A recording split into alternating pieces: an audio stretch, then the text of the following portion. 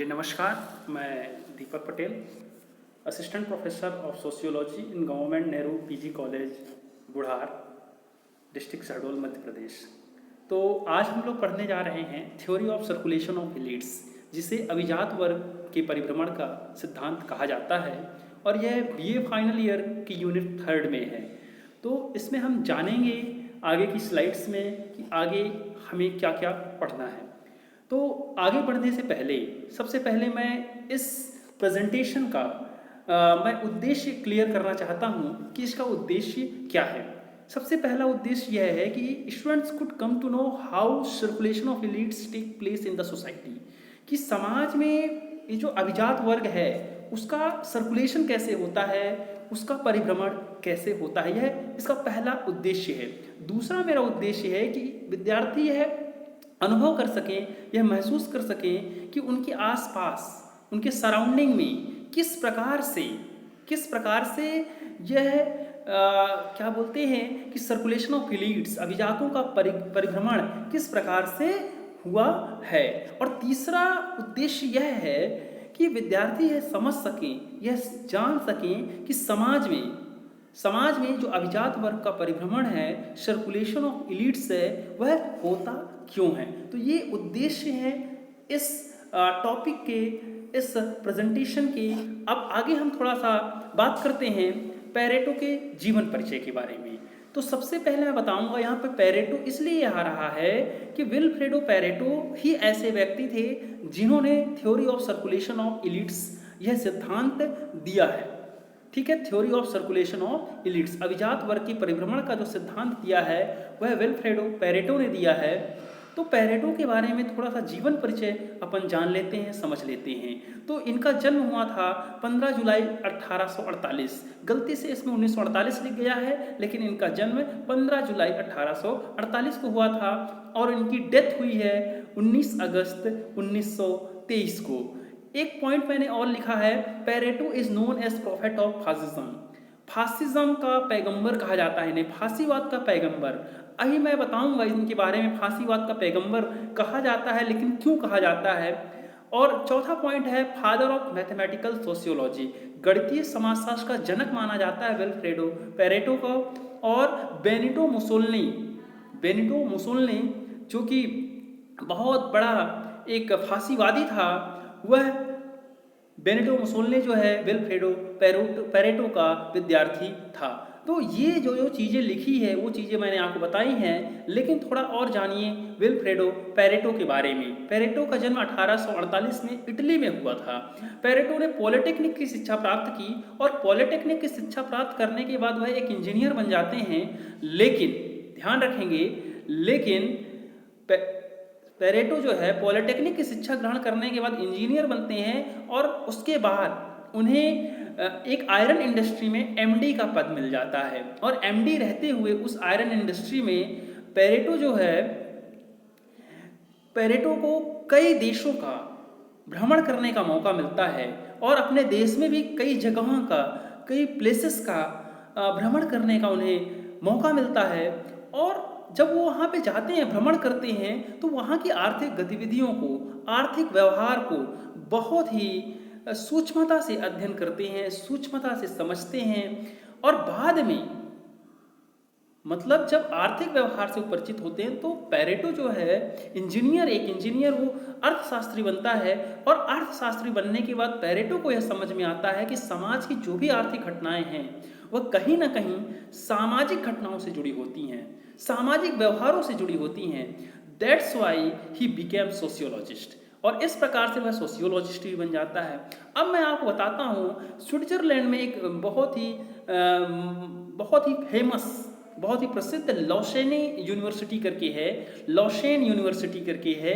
उस यूनिवर्सिटी में एक प्रोफेसर थे, प्रोफेसर वालरस की तबीयत बिगड़ जाती है, और प्रोफेसर वालरस की जब तबीयत बिगड़ती है तो उनके स्थान पर पेरेटो को मौका मिल जाता है, और पेरेटो जो है अर्थशास्त्र का वहाँ पे प्राध्यापक बनता है।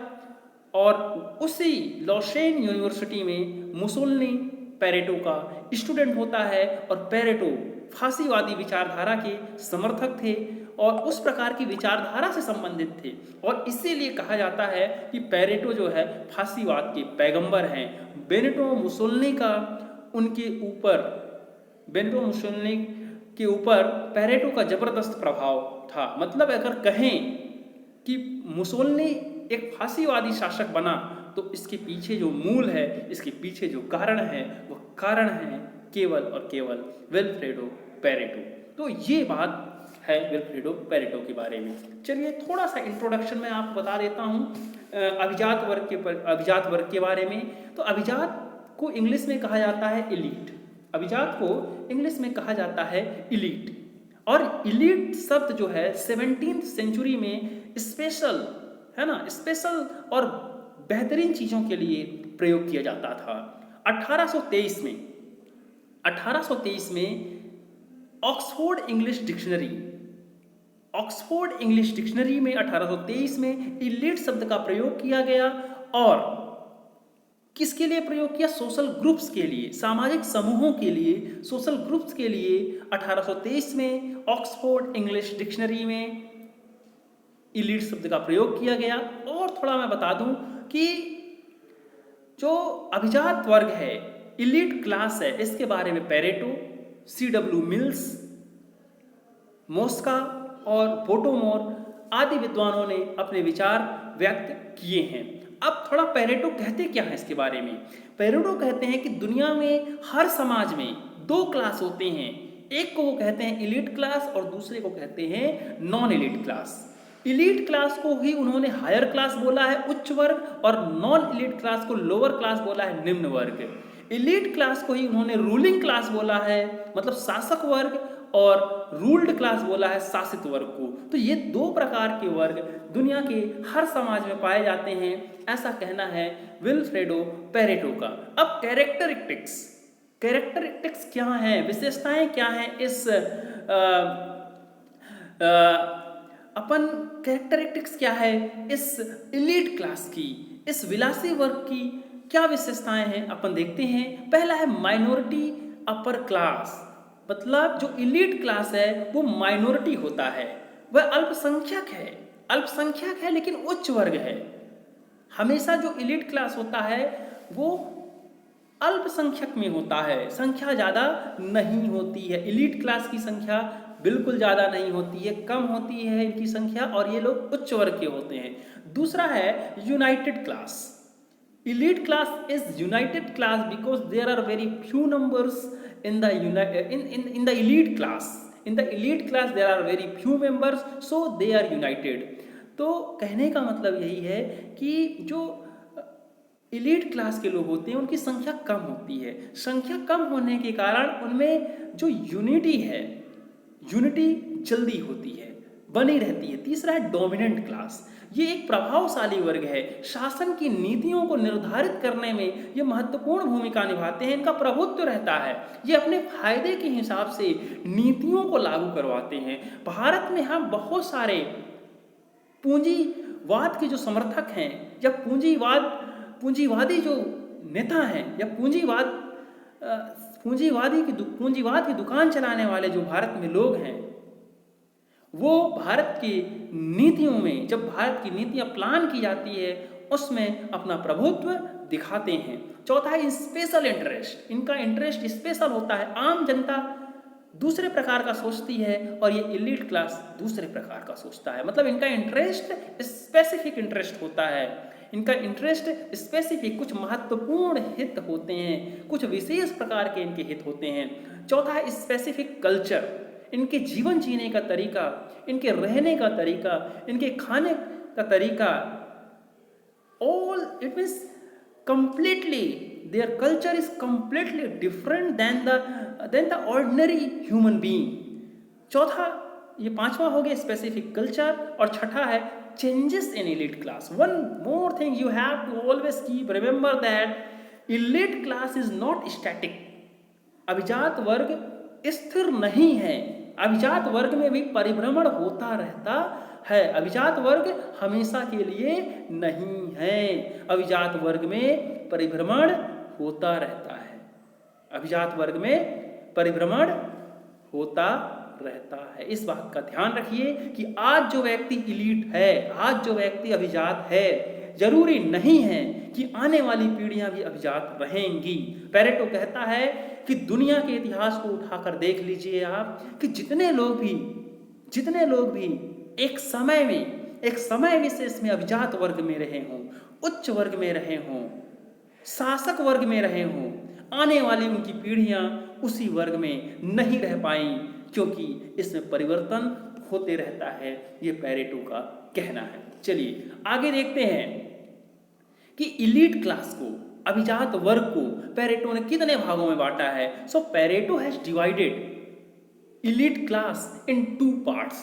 पेरेटो ने इलीट क्लास को 2 भागों में बांटा है। पहला है रूलिंग इलीट, इसी को कहते हैं गवर्निंग इलीट। ध्यान रखिएगा, गवर्निंग इलीट मतलब शासक अभिजन। दूसरा है नॉन रूलिंग इलीट या नॉन गवर्निंग इलीट, ठीक है, गैर शासक अभिजन। 2 प्रकार के अभिजन, 2 प्रकार के इलीट बताए हैं पेरेटो ने। पहला बताया है शासक अभिजन। शासक अभिजन ऐसे अभिजन को कहते हैं जो सीधे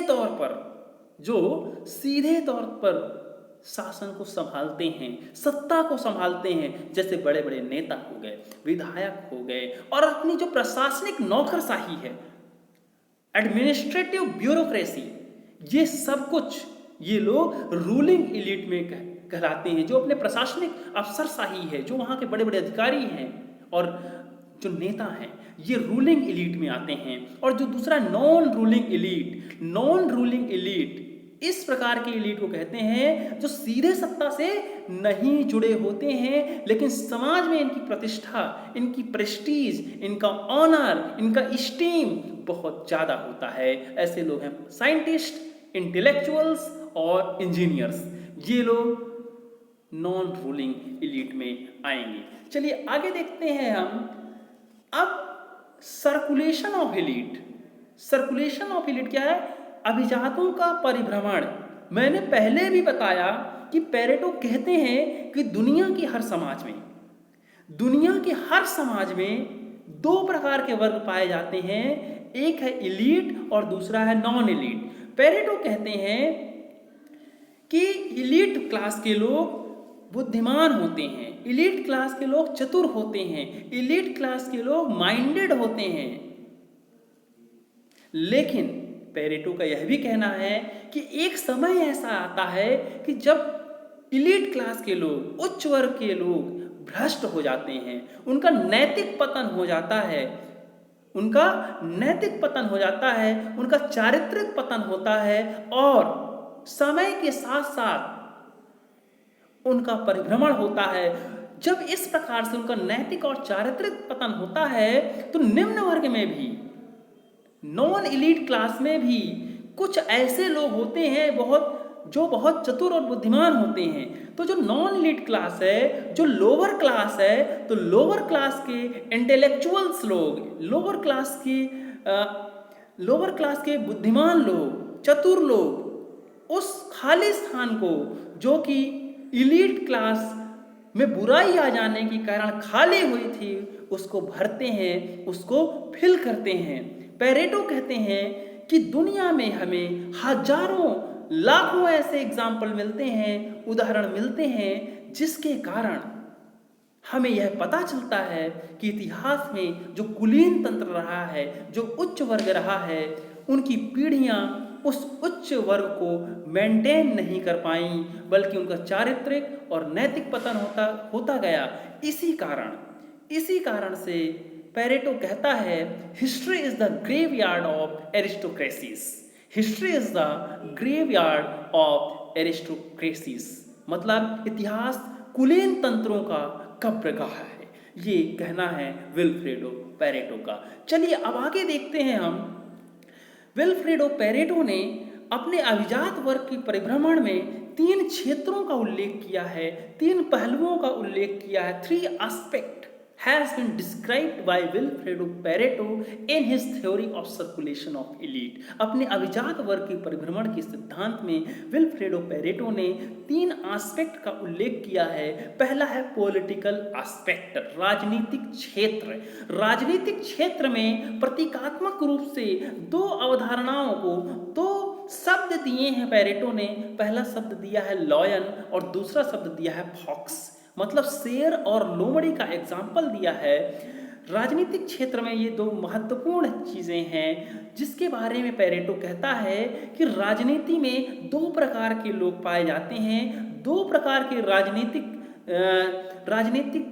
विचारधारा के लोग पाए जाते हैं। पहला है जो लॉयन होते हैं। जो शेर होते हैं वो किसी भी प्रकार का कॉम्प्रोमाइज नहीं करते हैं, वो चीज़ों को सख्ती से दबाने का प्रयास करते हैं। और पेरेटो कहता है कि दुनिया की हर सरकारें अपने लोगों को, अपने आम जन को सख्ती से दबाने का प्रयास करती हैं, तर्क से दबाने का प्रयास नहीं होता है। दुनिया की हर सरकारें तर्क की बजाय सख्ती से अपने आम जन को कंट्रोल करती हैं, नियंत्रित करती हैं। तो जो पहला एग्जाम्पल उन्होंने लॉयन का दिया है, तो उन्होंने कहा शेर, ऐसे लोगों को कहा है राजनीतिक दल में, ऐसे लोगों को कहा है जो कॉम्प्रोमाइज नहीं करते हैं, जो बहुत ही जिद्दी स्वभाव के होते हैं और सख्ती से जनता को दबा देने का प्रयास करते हैं और शक्तियों के माध्यम से अपने हितों की पूर्ति करते हैं। लेकिन ऐसे काम नहीं चलता है, जनता को हर समय आप दबा नहीं सकते हैं। तो मौके का फायदा उठाकर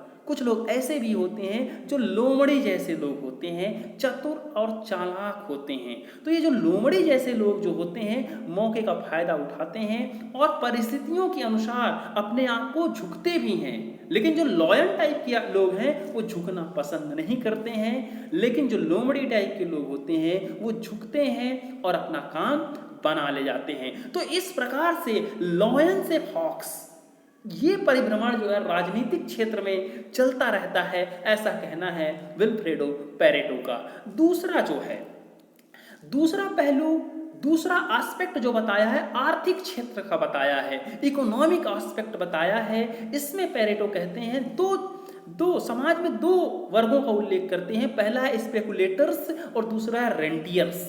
स्पेकुलेटर्स ऐसे लोगों को पेरेटो ने कहा है जिनकी आय निश्चित नहीं होती है। समाज में जो बिजनेसमैन है ऐसे लोगों की आय निश्चित नहीं होती है। जो बड़े बड़े पूंजीपति हैं, उनकी जो कैपिटलिस्ट जो हैं, बड़े बड़े पूंजीपति हैं, उनकी आय निश्चित नहीं होती है। तो ये स्पेकुलेटर्स कहलाते हैं। और पेरेटो कहता है कि समाज में इन्वेंटर्स भी यही होते हैं, आविष्कार भी यही लोग करते हैं नए नए, और परिवर्तन इनके माध्यम से समाज में ज्यादा होता है।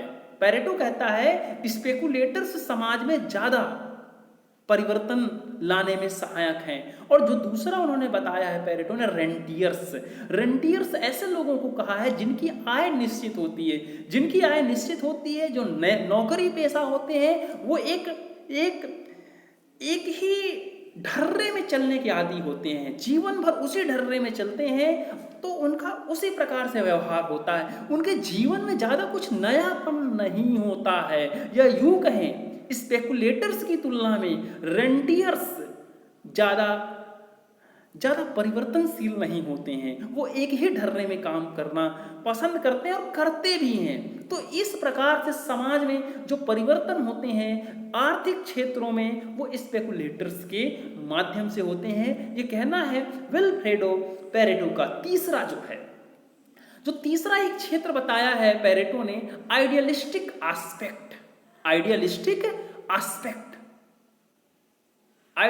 एस्पेक्ट मतलब आदर्शवादी क्षेत्र में पेरेटो ने दो वर्गों का उल्लेख किया है। पहला है बिलीवर्स और दूसरा है नॉन बिलीवर्स। बिलीवर्स को हिंदी में बोलते हैं विश्वासवादी और नॉन बिलीवर्स को बोलते हैं अविश्वासवादी। पेरेटो कहता है कि समाज में एक समय ऐसा होता है कि जब विश्वासवादी लोग पाए जाते हैं।